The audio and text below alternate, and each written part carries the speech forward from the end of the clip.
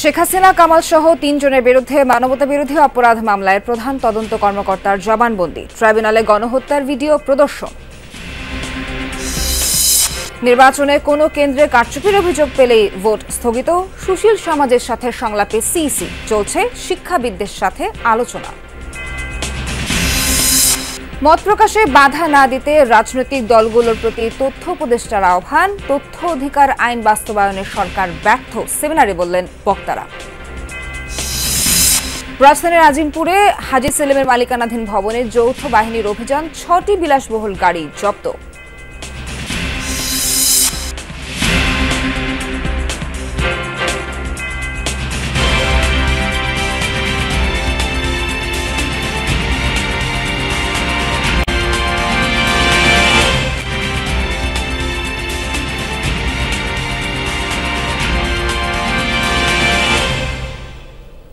স্বাগত সবাইকে, আমন্ত্রণ যমুনা নিউজে। এতক্ষণ শিরোনাম দেখছিলেন, পুরো খবর জানাতে সঙ্গে আছি নাবিলা সোহার। শেখ হাসিনা, আসাদুজ্জামান খান কামাল সহ ৩ জনের বিরুদ্ধে মানবতা বিরোধী অপরাধের মামলায় আজ আন্তর্জাতিক অপরাধ ট্রাইব্যুনালে সাক্ষ্য দিয়েছেন সর্বশেষ সাক্ষী ও মামলার মূল তদন্ত কর্মকর্তা মোহাম্মদ আলমগীর। এদিন প্রসিকিউশনের হাতে আসা জুলাই গণহত্যার বেশ কয়েকটি ভিডিও ট্রাইব্যুনালে তুলে ধরা হয়। সাভারে আসহাবুল ইয়ামিন, আশুলিয়ায় ৬ জনের মরদেহ পুড়িয়ে দেয়া, ফার্মগেটে গোলাম নাফিস কিংবা চানখারপুলে শহীদ আনাস সহ ৬ জনকে হত্যা এবং যাত্রাবাড়িতে তাইমকে হত্যা সহ একে একে দেখানো হয় ভয়াল জুলাই আগস্টের ১৭টি ভিডিও চিত্র। এ সময় আদালতে উপস্থিত আইনজীবী, সাক্ষী সহ সবার চোখে জমে ওঠে অশ্রু। কাঠগড়ায় বসা আসামি থেকে রাজসাক্ষী হওয়া চৌধুরী আব্দুল্লাহ আল মামুনও এড়াতে পারেননি সে আবেগ। এর মধ্যে হেলিকপ্টার থেকে গুলিবর্ষণের ফুটেজ নিয়ে তৈরি হয় বিতর্ক। শেখ হাসিনার পক্ষে আইনজীবী দাবি করেন এমন কোনো দৃশ্য চোখে পড়ছে না। পরে আবার সেই অংশ চালানো হয় আদালতে। একই দিনে প্রয়াত লেখক ও গবেষক বদরুদ্দিন ওমরের দেয়া জবানবন্দি সাক্ষ্য হিসেবে গ্রহণ করে বিশেষ আদালত। এছাড়া 2টি ট্রাইব্যুনালে আরও 5টি মামলার শুনানি ও সাক্ষ্য গ্রহণ সম্পন্ন হয়। নির্বাচনী আসনের যে কোনো কেন্দ্রে কারচুপির অভিযোগ বা বিশৃঙ্খলা হলে সে আসনের ভোট স্থগিত করা হবে বলে জানিয়েছেন সিসি এএমএম নাসির উদ্দিন। নির্বাচন ভবনের সুশীল সমাজের প্রতিনিধিদের সঙ্গে ইসির সংলাপে দেয়া বক্তব্যে তিনি কথা জানান। সিসি বলেন, নির্বাচন ঘিরে আয়োজিত সংলাপ কেবল আনুষ্ঠানিকতা নয়, সুষ্ঠু নির্বাচন আয়োজনে এর সংলাপ গুরুত্বপূর্ণ ভূমিকা পালন করবে। নাসির উদ্দিন জানান, দায়িত্ব গ্রহণের পর থেকেই ইসি বিশাল কর্মযজ্ঞের হাতে নিয়েছে। সিইসি বলেন, আরপিও সংশোধন সহ ভোটার তালিকা হালনাগাদ করা হয়েছে। আইনে পোস্টাল ব্যালটের কথা থাকলেও এর প্রয়োগ ছিল না উল্লেখ করে সিইসি জানান, বর্তমান কমিশন এই নিয়ে কাজ করেছে। সংলাপে সাবেক তত্ত্বাবধায়ক সরকারের উপদেষ্টা রাশেদা কে চৌধুরী বলেন, জনগণের প্রত্যাশা পূরণই ইসির চ্যালেঞ্জ।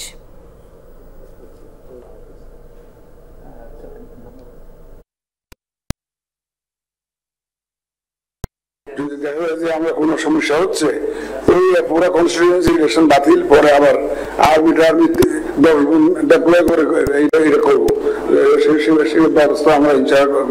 এই নির্বাচনেও সেই বাছাইয়ের ক্ষেত্রে যদি কোনো ব্যত্যয় ঘটে, তাহলে কিন্তু নির্বাচন কমিশনকে শুধু কঠিন অবস্থার মধ্যে পড়তে হবে না, আগামী নির্বাচন যথেষ্ট প্রশ্নবিদ্ধ হবে।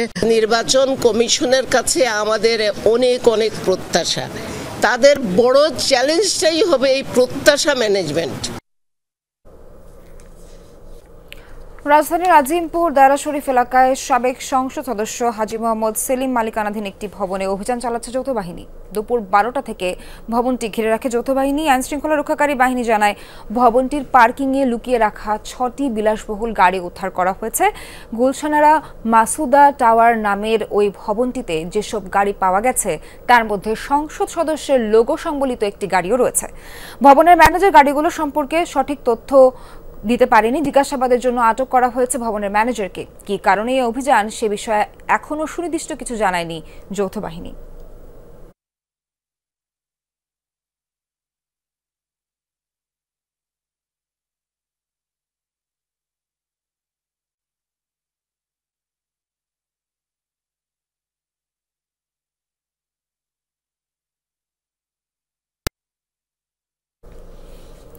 মহাষষ্ঠীর মধ্য দিয়ে শুরু হলো শারদীয় দুর্গোৎসবের মূল আনুষ্ঠানিকতা। দেবী দুর্গার বোধন, আমন্ত্রণ আর অধিবাসের জন্য মণ্ডপে মণ্ডপে ভক্তদের আনাগোনা। শঙ্খধ্বনি, উলুধ্বনি আর ঢাক ঢোলের তালে মুখরিত পরিবেশে শান্তি আর অশুভ শক্তির বিনাশের জন্য প্রার্থনা করছেন ভক্তরা।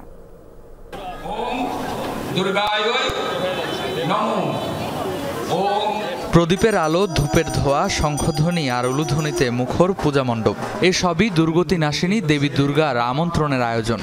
আসনে অধিষ্ঠিত হবেন দেবী দুর্গা, তাই তো মণ্ডপে মণ্ডপে বেজে উঠেছে ঢাক ও কাসর।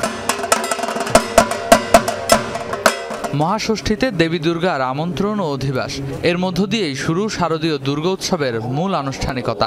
রবিবার সকাল থেকেই ভক্তদের পদচারণায় ভরে ওঠে ঢাকেশ্বরী মন্দির চত্বর। আমরা সব ধর্মের সবাই মিলেমিশে একসঙ্গে যেন সব পূজা উদযাপন করতে পারি, এটাই। এই 5 দিনের পূজা যাতে নির্বিঘ্নে আমরা করতে পারি, সেই ব্যাপারে আমরা মনে করি যে বাংলাদেশের সকল জনগণ আমাদেরকে সহযোগিতা করবেন। আমাদের দেশের মানুষ, বাইরের মানুষ সবাই যেন আমরা ছেলে মেয়ে, স্বামী, সন্তান, সংসার এবং দেশের মানুষ সবাইকে নিয়ে ভালো থাকতে পারি। ষষ্ঠীর দিনে রামচন্দ্র অকাল বোধনের মাধ্যমে দেবীকে আহ্বান করেছিলেন। সেই সূত্রে আজও বেলগাছের তলায় জবা, দুব্বা আর ধান দিয়ে সম্পন্ন হয় দেবীর বোধন। আজকে সকালবেলা ষষ্ঠী বিহিত পূজা সম্পন্ন হয়েছে এবং সায়ংকালে অর্থাৎ সূর্যাস্তের পরে শুরু করে সন্ধ্যার মধ্যে আমন্ত্রণ এবং অধিবাস শুরু হবে। সমস্ত জগৎ দেবীর চৈতন্যে আলোকিত এই বিশ্বাসে ত্রিনয়নীর আরাধনায় নিমগ্ন থাকেন সনাতন ধর্মাবলম্বীরা, আর মায়েরা সন্তানদের মঙ্গল কামনায় নিবেদন করেন বিশেষ প্রার্থনা। মা দুর্গা আজকে ষষ্ঠীরূপে সমস্ত আমাদের মায়েরা যারা আছে তাদের ছেলে মেয়েদের মেধাবৃদ্ধি, শিক্ষা লাভ এবং তাদের পরিপূর্ণ মঙ্গলময় জীবন তৈরি হোক, এই প্রার্থনা ছিল। গজে আগমনে দেবী আনবেন শস্য সমৃদ্ধ সবুজে ভরা বসুন্ধরা। ভক্তদের আকাঙ্ক্ষা তার আবির্ভাবে দূর হবে অশুভ শক্তি, আর জগতে প্রতিষ্ঠা পাবে সুর ও কল্যাণের মহাশক্তি। রেদওয়ান আহমেদ, যমুনা নিউজ, ঢাকা। দুর্গাপূজা ঘিরে গুজব ছড়ানো ও সাম্প্রদায়িক সম্প্রীতি বিনষ্টের চেষ্টা করলে কঠোর ব্যবস্থা নেওয়ার হুঁশিয়ারি করেছেন স্বরাষ্ট্র উপদেষ্টা জাহাঙ্গীর আলম চৌধুরী। সচিবালয়ে কোর কমিটির বৈঠক শেষে এমনটা জানান তিনি। বলেন, প্রতিবেশী দেশ ও ফ্যাসিস্টের সহযোগীরা পূজা ঘিরে নানা গুজব ছড়ানোর অপচেষ্টা চালাবে। উপদেষ্টা জানান, দুর্গাপূজার নিরাপত্তায় সারা দেশের সশস্ত্র বাহিনীর 1 লাখ সদস্য মোতায়েন থাকবে। মোতায়েন করা হবে 70,000 পুলিশ। একই সাথে থাকছে বিজিবির 430 প্লাটুন সদস্য সহ অন্যান্য বাহিনী ও নিরাপত্তা নিশ্চিতের দায়িত্ব থাকবে। সংখ্যাহীনভাবেই পূজা উদযাপন হবে বলে আশা প্রকাশ করছেন স্বরাষ্ট্র উপদেষ্টা।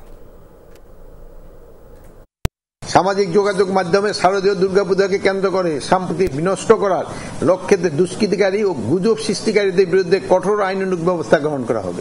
অবশ্যই ভালোভাবে হবে, অবশ্যই ভালো। আমি এই পর্যন্ত পরিদর্শন করেছি, নারায়ণগঞ্জে আমি পূজা মণ্ডপ পরিদর্শন করেছি, আমি মুন্সিগঞ্জে পূজা মণ্ডপ পরিদর্শন করে আসছি, আমি ঢাকাতে মেট্রোপলিটন এলাকা পরিদর্শন করেছি। কোথাও কারো ভিতরে কোনো ধরনের শঙ্কা নেই। গতকালকে একটা পার্বত্য জেলায় মানে খাগড়াছড়িতে একটা ঘটনা ঘটছে, ওইটা নিয়ে আলোচনা চলমান। দুর্গাপূজা ঘিরে ফ্যাসিবাদী শাসনামলের মতো কেউ যাতে কোনোভাবে সাম্প্রদায়িক সম্প্রীতি বিনষ্ট করতে না পারে সে বিষয়ে সতর্ক থাকার আহ্বান জানিয়েছেন বিএনপির ভারপ্রাপ্ত চেয়ারম্যান তারেক রহমান। শারদীয় দুর্গোৎসব উপলক্ষে এক বাণীতে নিরাপত্তা বিঘ্নিত হতে পারে এমন যে কোনো অপচেষ্টার বিষয়ে সজাগ থাকতে আইনশৃঙ্খলা বাহিনীর দৃষ্টি আকর্ষণ করেন তিনি। নিশ্চিন্তে ও নিরাপদে সারা দেশে পূজার উৎসব উদযাপন করতে সনাতন ধর্মাবলম্বীদের প্রতি আহ্বান জানান তারেক রহমান। শারদীয় উৎসবকে ঘিরে ফ্যাসিবাদী শাসন আমলের মতন কেউ যেন কোনোরকম সাম্প্রদায়িক পরিস্থিতি কিংবা নিরাপত্তা বিঘ্নিত হওয়ার মতন কোনো অপচেষ্টা করতে না পারে সে ব্যাপারে সতর্ক এবং সজাগ থাকার জন্য আমি দেশের আইন শৃঙ্খলা রক্ষাকারী বাহিনীর প্রতি আহ্বান জানাই। দর্শক, সংবাদে কিছুক্ষণ আগে জানাচ্ছিলাম রাজধানীর আজিমপুর দারা শরীফ এলাকায় সাবেক সংসদ সদস্য হাজী মোহাম্মদ সেলিম মালিকানাধীন একটি ভবনে অভিযান চালাচ্ছে যৌথ বাহিনী। ঘটনাস্থলে আছেন আমাদের সহকর্মী রাব্বি সিদ্দিকী। বিস্তারিত জানবো রাব্বির কাছ থেকে। রাব্বি, যৌথ বাহিনীর অভিযান সম্পর্কে কি কি জানতে পারলেন আর কি কি মিলল সেখানে এই পর্যন্ত জানাবেন সবশেষ।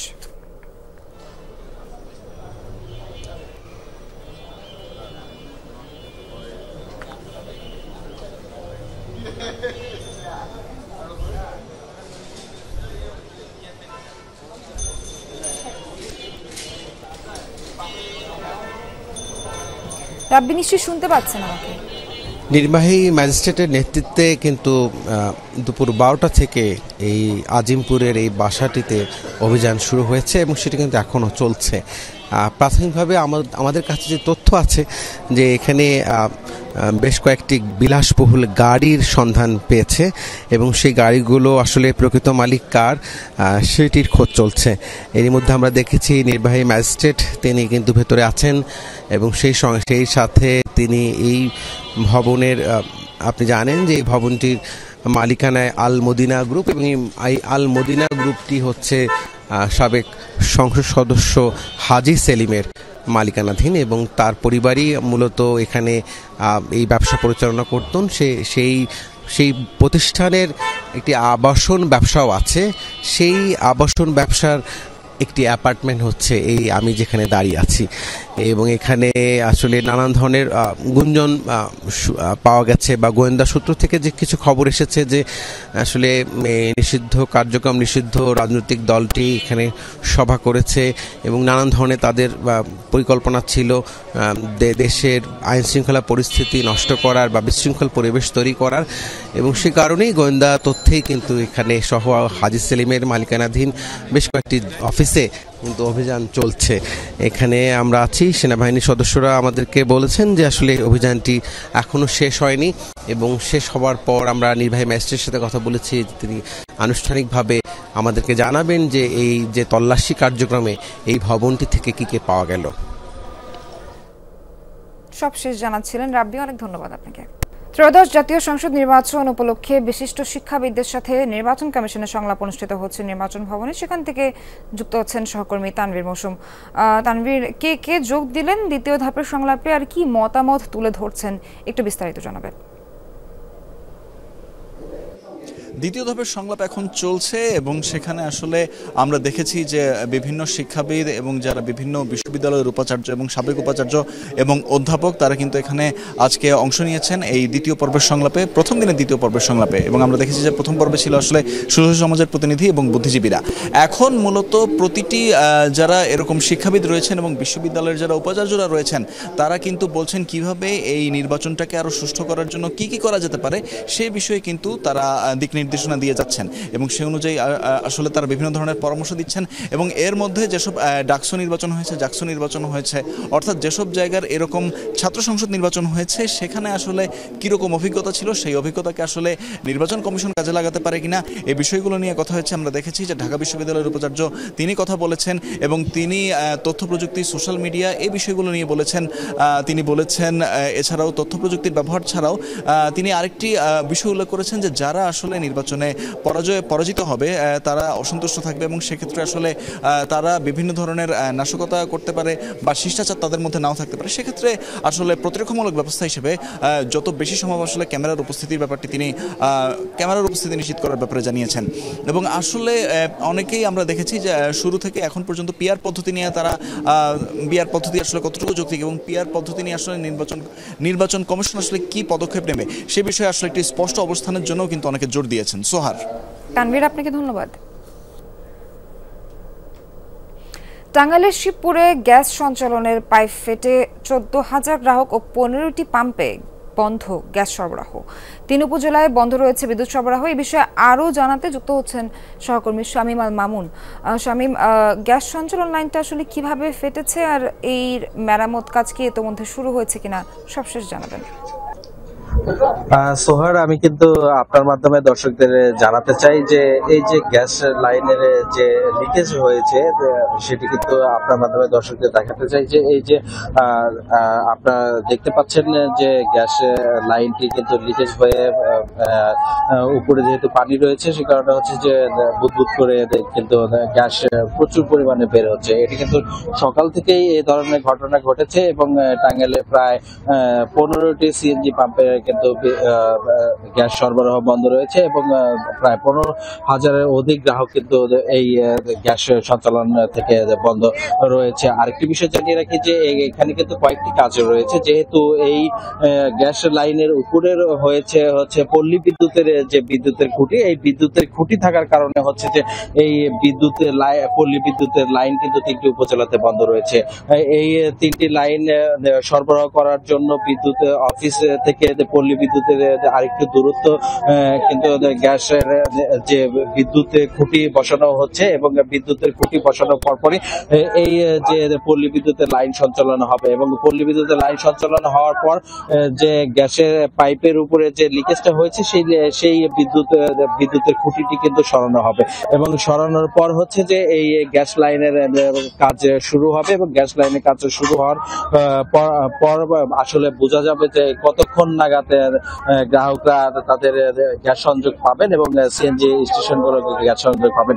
আরেকটি বিষয় জানিয়ে রাখি যে যেহেতু সিএনজি স্টেশনগুলোতে সিএনজি বন্ধ ছিল, যার ফলে হচ্ছে যে গ্যাস লাইন চালু রাখা হয়েছে যেন গ্রাহকরা কিছু গ্যাস পেতে পারে এবং সিএনজি স্টেশনের সিএনজি রাও কিছু গ্যাস পেতে পারে। এই জন্য হচ্ছে যে গ্যাস এখনো লাইন চালু রাখা হয়েছে, তবে কিছুক্ষণ পরে হয়তো বা কাজ শুরু হবে গ্যাস সঞ্চালনের। মেরামতের কাজ নিশ্চয়ই খুব দ্রুত শুরু হবে। শামীম, ধন্যবাদ আপনাকে। গণমাধ্যম এখনো ব্যবসায়ীদের স্বার্থ রক্ষায় কাজ করে বলে মনে করেন তথ্য উপদেষ্টা মাহফুজ আলম। বলেছেন সকল গোষ্ঠী স্বার্থের ঊর্ধ্বে উঠে জাতীয় স্বার্থকে প্রাধান্য দিতে হবে। জানান এসবই নির্ভর করছে রাজনৈতিক দলগুলোর সদিচ্ছা ও ঐক্যমত্যের উপর। রাজধানীর সিডাপ মিলনায়তনে গণমাধ্যমের স্বনিয়ন্ত্রণ ও অভিযোগ ব্যবস্থাপনা নিয়ে গোলটেবিলের বৈঠকে এসব কথা বলেন উপদেষ্টা মাহফুজ। বলেন 5 আগস্টের পর বিএনপি ও জামায়াত ভাগ বাটোয়ারা করে প্রশাসন দখলে করেছে। সিভিল মিলিটারি আমলাতন্ত্রকে ফ্যাসিস্ট মুক্ত না করে মিডিয়াকে ফ্যাসিস্ট মুক্ত করা সম্ভব নয় বলেও মন্তব্য করেন তথ্য উপদেষ্টা। রাজনৈতিক দলগুলোকে মত প্রকাশের স্বাধীনতায় বাধা না দেওয়ার আহ্বান জানান তিনি। বৈঠকে অন্যান্যরা বলেন বিগত সরকারের আমলে গণমাধ্যমে যে অনিয়ম ছিল তা থেকে মুক্ত করার সুযোগ থাকলেও অন্তর্বর্তী সরকার তা করেনি। যে আপনার পরবর্তী সরকারের অপেক্ষায় সবাই, আমলারা পরবর্তী সরকারের অপেক্ষায়, বিজনেসম্যানরা পরবর্তী সরকারের অপেক্ষায়, আপনারাও হয়তো পরবর্তী সরকারের অপেক্ষায় আছে। তো বিষয় হচ্ছে যে আমি তো এই পরিস্থিতিতে আমাদের জন্য কাজটা আমাদের জন্য কঠিন করে ফেলা হয়েছে, তারপরে আমরা এই সদিচ্ছাটা আছে। আমি যদি বলি যে আমরা আইনটা সাংবাদিকতা সুরক্ষা আইন, সাংবাদিকতা এটা আমাদের লেখা আছে, সাংবাদিক না সাংবাদিকতা, ফলে এটা অনেক বড় একটা জায়গা কভার করবে। সরকারের তথ্য কোনো কর্মকর্তার সম্পত্তি নয়, এটা জনগণের, তাই তথ্য জানার অধিকার তাদের রয়েছে, এমন মন্তব্য করেছেন ট্রান্সপারেন্সি ইন্টারন্যাশনাল বাংলাদেশের নির্বাহী পরিচালক ডক্টর ইফতেখারুজ্জামান। বলেন দেশে 60% প্রতিষ্ঠান তথ্য অধিকার আইনের বাইরে, যা কোনোভাবেই গ্রহণযোগ্য না।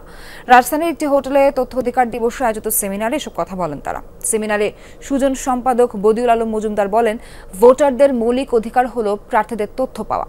সুষ্ঠু ও নিরপেক্ষ নির্বাচন নিশ্চিতে রাজনৈতিক দলগুলোকে এই আইনের আওতায় আনতে হবে।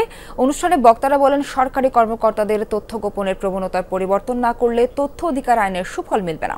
এ সময় তথ্য অধিকার আইনের যথাযথ প্রয়োগের মাধ্যমে দৃষ্টান্ত স্থাপনে ব্যর্থ হওয়ায় অন্তর্বর্তী সরকারের সমালোচনাও করেন বক্তারা।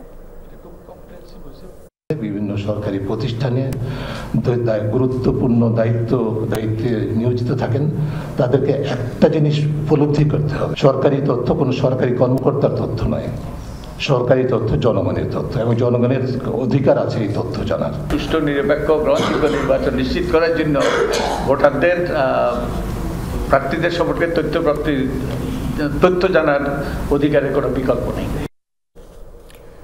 ডাকসু ও হল সংসদ নির্বাচনের ব্যালট পেপার ছাপানোর স্থান বা সংখ্যা সুষ্ঠু নির্বাচনকে কোনোভাবে প্রভাবিত করে না, এ মন্তব্য করেছেন ঢাবি উপাচার্য অধ্যাপক ডক্টর নিয়াজ আহমেদ খান।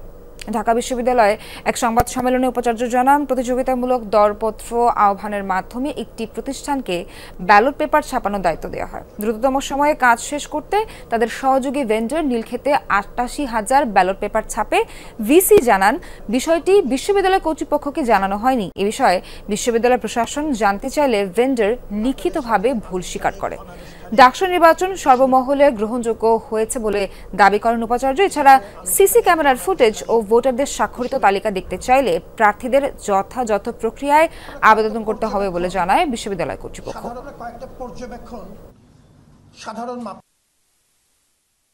কোনো প্রার্থী সুনির্দিষ্ট কোনো সময়ের বা কোনো প্রাসঙ্গিক ঘটনা পর্যালোচনা করবার জন্য সিসিটিভি ফুটেজ দেখতে চান, তারা যথাযথ প্রক্রিয়া আবেদন করলে কর্তৃপক্ষ কর্তৃক মনোনীত বিশেষজ্ঞ বা মনোনীত ব্যক্তিবর্গের উপস্থিতিতে বিশ্ববিদ্যালয় কর্তৃক নির্ধারিত কোনো স্থানে তা দেখতে বা পর্যবেক্ষণ করতে পারবেন। ডাকসু নির্বাচনের ব্যালট পেপার নিয়ে যেসব প্রশ্ন উঠেছে তা যৌক্তিক হলে খতিয়ে দেখতে পারে বিশ্ববিদ্যালয় প্রশাসন, আর যদি এর কোনো যৌক্তিকতা না থাকে সেই প্রশ্নের জবাবও দিবে প্রশাসন, এমনটা জানিয়েছেন ডাকসু নির্বাচনের জিএস ফরহাদ হোসেন। বিকেলে স্বরাষ্ট্র উপদেষ্টার সাথে সচিবালয়ে দেখা করেছেন ডাকসু ভিপি সাদিক কায়েম এবং জিএস ফরহাদ হোসেন সহ 5 জন। সাক্ষাৎ শেষে এক ব্রিফিংয়ে এসব তথ্য জানান জিএস ফরহাদ হোসেন। তিনি বলেন, বিগত সময়ে পূজা মণ্ডপ ও প্রতিমা ভাঙচুরের বিচার হয়নি, এ বিষয়ে ব্যবস্থা নেওয়ার জন্য স্বরাষ্ট্র উপদেষ্টাকে জানানো হয়েছে। এছাড়া ঢাকা বিশ্ববিদ্যালয়ের ছাত্র সাম্য হত্যার তদন্ত প্রতিবেদন এখনও না দেয়ায় তা স্বরাষ্ট্র উপদেষ্টাকে জানানো হয়। ব্রিফিংয়ে ডাকসু ভিপি সাদিক কায়েম জানান, পূজার নিরাপত্তা নিয়ে স্বরাষ্ট্র উপদেষ্টার সাথে কথা হয়েছে। এছাড়া ঢাকা বিশ্ববিদ্যালয়ের সাম্য ও তোফাজ্জল হত্যার দ্রুত বিচার দাবি করেন তিনি। আমরা অলরেডি জানিয়েছি যে কোনো অভিযোগ থাকলে সেই অভিযোগ যেমন টু দি পয়েন্ট আসা উচিত, আবার যে কোনো অভিযোগ থাকলে বিশ্ববিদ্যালয় প্রশাসন ইমিডিয়েট রিপ্লাই দেওয়া উচিত। পূজার সামগ্রিক আয়োজন সুষ্ঠুভাবে নিরাপদভাবে সম্পন্ন হওয়ার জন্য যে কনসার্নগুলো জানানো দরকার আমাদের কাছে এসেছে, সেগুলো পৌঁছেছি। আমাদের সাম্প্রদায়িক সম্প্রীতির যে অনন্য নিদর্শন, সেটা ব্যক্তি থেকে শুরু করে সর্বমহলের আমরা যারা আছি সবাইকে আমাদের যথাযথ দায়িত্বের মাধ্যমে আমাদের এই উৎসব উদযাপন করা দরকার। বিভিন্ন কর্মসূচি পালনের মধ্য দিয়ে প্রতিষ্ঠার 54 বছর পূর্তি উদযাপন করেছে বাংলাদেশ বিমান বাহিনী। মহান মুক্তিযুদ্ধ চলাকালে জন্ম নেয়া বিমান বাহিনী এই দিনটিকে বিমান বাহিনী দিবস হিসেবে পালন করে থাকে। দেশগায়ে বাংলাদেশ বিমান বাহিনীর ঘাঁটি বাসারে সকল সদস্য ও প্রাক্তন বিমান বাহিনী প্রধানগণের উপস্থিতিতে সমন্বিত প্রীতি ভোজের আয়োজন করা হয়। সময় বাহিনী প্রধান air chief marshal Hasan Mahmud Khan বিমান বাহিনীর সকল সদস্যদের দেশবাসীর উন্নয়নে সক্রিয়ভাবে কাজ করার আহ্বান জানান। এছাড়া দিবসের কর্মসূচির অংশ হিসেবে বিমান বাহিনীর সকল ঘাঁটি, ইউনিট ও জাতিসংঘ শান্তিরক্ষা মিশনে কন্টিজেন্টগুলোতে ডকুমেন্টারি প্রদর্শন করা হয়। মসজিদগুলোতে দেয়া হয় মোনাজাত।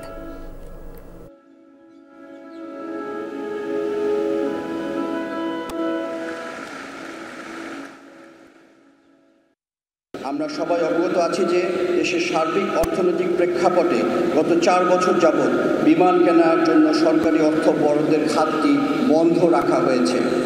এটা খুলে দেওয়া সাপেক্ষে আগামী 1-2 বছরের মধ্যেই আমরা আমাদের পরিকল্পনার বেশিরভাগ বাস্তবায়ন করতে পারব বলে বিশ্বাস করি। আমাদের লক্ষ্য আকাশপথের সার্বভৌমত্ব অটুট রাখা। বাংলাদেশ বিমান বাহিনী আফ্রিকান দেশ কঙ্গোতে জাতিসংঘ শান্তিরক্ষা মিশনে নিয়োজিত ইউটিলিটি এভিয়েশন ইউনিট কন্টিজেন্টের 190 জন শান্তিরক্ষী প্রতিস্থাপন করছে। জাতিসংঘের ভাড়া করা ইথিওপিয়ান এয়ারলাইন্সের একটি বিমানে কঙ্গোর উদ্দেশ্যে রওনা করেছে। বাংলাদেশ বিমান বাহিনীর এই কন্টিজেন্টের নেতৃত্বে থাকবেন এয়ার কমান্ডার মোহাম্মদ ইনামুল করিম। এর আগে বিমান বাহিনী প্রধান air chief marshal Hasan Mahmud Khan কঙ্গোগামী বিমান বাহিনী কন্টিজেন্ট সদস্যের ব্রিফিং করেন। এ সময় তিনি জাতিসংঘ শান্তিরক্ষা মিশনে তাদেরকে শৃঙ্খলা, সততা, পেশাদারিত্ব ও আন্তরিকতার সাথে দায়িত্ব পালন করে বাংলাদেশ বিমান বাহিনী ও দেশের জন্য সুনাম বয়ে আনার আহ্বান জানান। ঢাকা ত্যাগের আগে বিমানবন্দরে মোনাজাতে অংশ নেন সবাই। এবং যে কোনো প্রকার বিপদ আপদ থেকে ربنا آتنا في الدنيا حسنة وفي أرحم الراحمين। আপনারা সবাই সম্মিলিতভাবে কাজ করবেন, একজন আরেকজনের সাথে সাহায্য সহযোগিতা করবেন এবং কালেকটিভলি আপনারা যদি কাজ করেন যে কোনো কঠিন পরিস্থিতির মোকাবেলা আপনারা করতে পারবেন। অত্যন্ত দক্ষ একটি টিম নিয়ে যাচ্ছি, যাদেরকে বিভিন্নভাবে ট্রেনিং দিয়ে এবং নানা রকম প্রশিক্ষণের মাধ্যমে দক্ষতা ইউএন স্ট্যান্ডার্ডে তৈরি করে সবাইকে নিয়ে যাচ্ছি।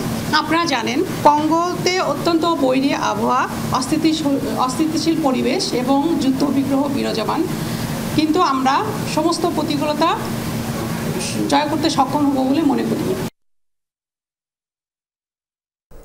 আলোচনার আশ্বাসে কারওয়ান বাজার সড়ক থেকে সরে গেছেন মালয়েশিয়া গমনিচ্ছু আন্দোলনকারীরা। এর আগে সকাল 10টার দিকে 5 দফা দাবিতে কারওয়ান বাজারে সড়ক অবরোধ করে বিক্ষোভ করেন আন্দোলনকারীরা। ভিসা থাকার পরও টিকিট সিন্ডিকেটের কারণে মালয়েশিয়া যেতে পারেননি বলে অভিযোগ করেন আন্দোলনকারীরা। তারা জানান, অনেকেই 2 থেকে 3 বছর ধরে অপেক্ষায় থাকলেও মালয়েশিয়া যাওয়ার কোনো সুযোগ, কোনো সুরাহা হয়নি। সর্বশেষ অন্তর্বর্তী সরকারের আশ্বাসের পরও তাদের সমস্যার সমাধান হয়নি। এক একজন 5 থেকে 8 লাখ টাকা খরচ করার পরও নতুন করে টাকা দাবি করা হচ্ছে। ট্রেনিংয়ের নামে নানা হয়রানি করা হচ্ছে বলেও দাবি করেন আন্দোলনকারীরা। পরে ডিএনপির রমনা বিভাগের উপকমিশনার মাসুদ আলমের আশ্বাসে প্রবাসী কল্যাণ ও বৈদেশিক কর্মসংস্থান মন্ত্রণালয়ের সচিবের সঙ্গে আলোচনা করতে যান আন্দোলনকারীদের 8 সদস্যের প্রতিনিধি দল।